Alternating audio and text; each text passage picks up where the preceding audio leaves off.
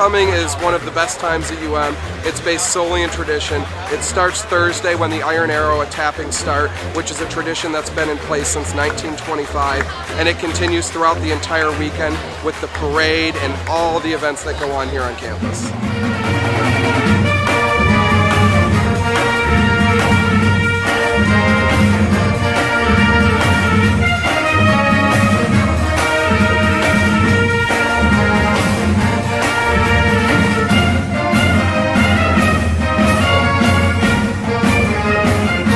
Favorite part about homecoming, everything, the spirit of the University of Miami, and the fact that everybody comes together for all of these events and works so hard on things that aren't being graded, aren't for academics, you know, it's just a part of the spirit of the youth.